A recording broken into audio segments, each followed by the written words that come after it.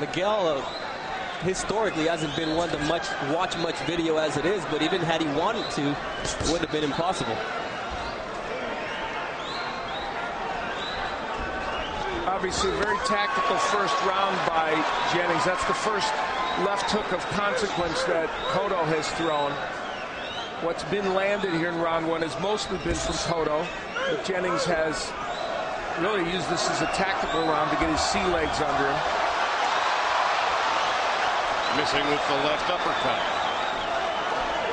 We had talked about how big this ring is, and that's going to be to the benefit of a boxer who moves a lot like Michael Jennings. Obviously, he's using every inch of it so far in the first round, but Miguel Cotto knows how to cut off the rings. He works well in terms of his footwork and angles, so Michael Jennings really has to think twice about trying to use his tactic for the full 12 rounds.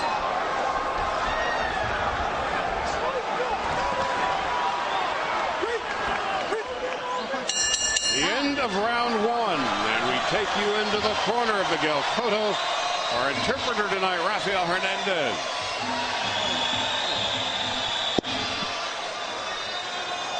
Good job for the first round, Miguel. Good job. Breathe in. You cannot overlook his right hand. Your jab is a lot better than his. Breathe.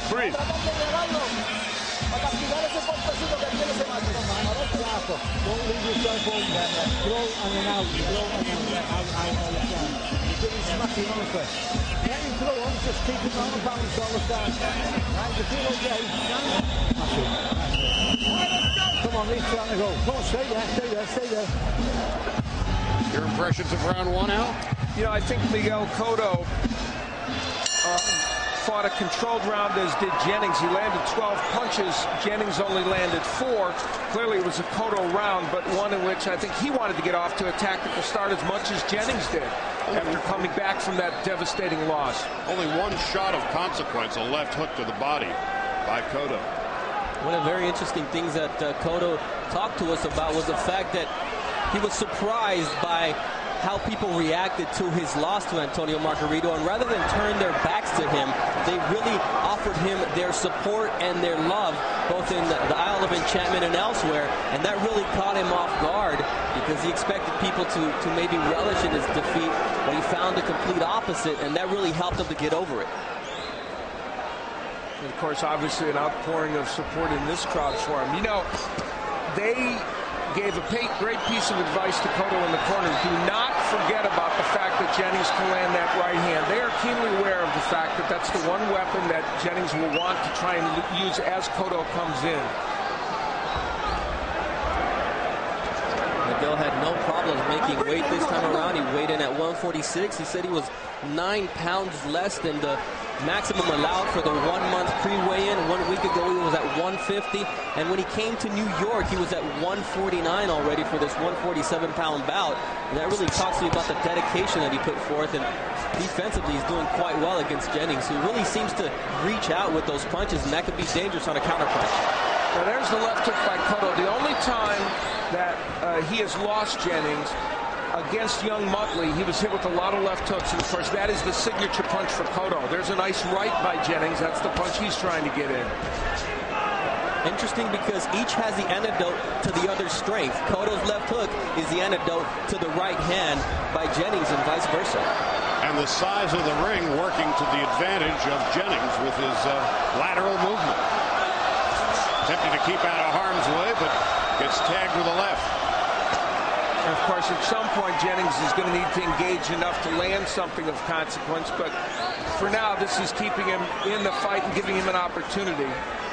Very interesting, because the dilemma that faces Jennings is, do I move to my left and go into what theoretically is the stronger punch, which is a right of Miguel Cotto, or do I move to my right and make myself vulnerable to the left hook? That's an easy, He's got no way. That's an easy choice for me. If I'm Michael Jennings, I want to stay away from that left hook of Cotto. As we mentioned, Cotto is a natural southpaw. Very much in the vein of Oscar De La Hoya, whose left hook is very privileged. Such is the case with Miguel Cotto. And some fighters just get caught off guard by just how hard he can land that body punch.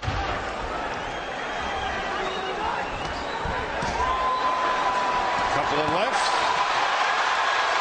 And one more to end round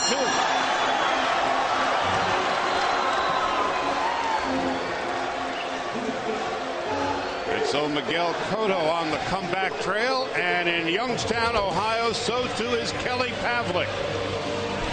His first fight since being beaten by the executioner, Bernard Hopkins.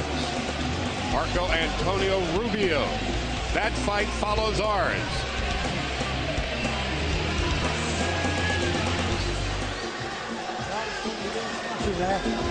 Try and break his rhythm up when he takes you to the ropes. Just spin off him. Come off him all the time. Keep out on range. This fellow gets tired. Right? Hands up high. Don't fall into it, you know. Miguel Cotto wants to land the left hook, and there is a good example of that hook on the inside. That was one of his best in the last round, along with some to the body as well. Round 3. Michael Jennings has had to face a lot of adversity in his life. His brother, when he was 5 years old, died of leukemia. That was Stephen, and then his brother Raymond of a heroin overdose. And just recently in October, he was actually stabbed along with one of his bandmates. And he's actually a drummer. And Ned Hardy passed away after that attack over there in Manchester, England. So really a situation where there's been a lot of tragedy in his life. And he said that's made him stronger because there's nothing that can happen to me in the ring that is worse than what I've lived throughout my life. Tough young man, there's no question about that. And here in this match, Jennings is looking for a certain rhythm, and to some degree, he's found it better than I think some might have suggested. He's holding on the inside when Cotto gets in. I don't think Jennings has won either of the first 2 rounds, but he's established, at least for himself, using a lot of jabs and some straight right hands. Now, Cotto clearly landing at a better rate, landing 3 times as many punches as him. That right was blocked by Cotto. As long as Cotto keeps that left up and can come over it like he did there with that solid jab, he's going to be in business. He's doing well to cut off the rings, but Jennings on his motorcycle is taking turns around the ring. I don't know if he had his nose bloodied there momentarily. You know, Miguel Cotto had defensive liabilities early in his career. He's improved dramatically in the last couple of years as a defensive fighter as he's moved up to the welterweight division. And we see some evidence of that here tonight as Jennings is having a hard time landing.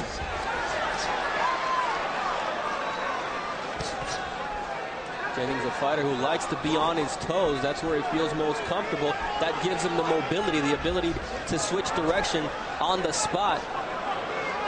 But Cotto is stalking him across the ring. Well, the welterweight division historically has always been one of the glamour divisions, and these days it's no exception. Cotto wants to get back with the big boys with an impressive win tonight. He said that he needs to win convincingly. He wants to make his mark with the win here tonight. And then presumably if he would get a win, Shane Mosley would be in his sights. The man who beat Margarito would beat him. So far, Miguel Cotto is performing very well, though in a controlled manner. A very Duddy-like fight, if you might. I mean, he's just taking Never thought you'd use that phrase, did you? Only tonight. I don't think we'll use it again, but he's doing things at a very measured pace, and what a solid left hook there by Cotto.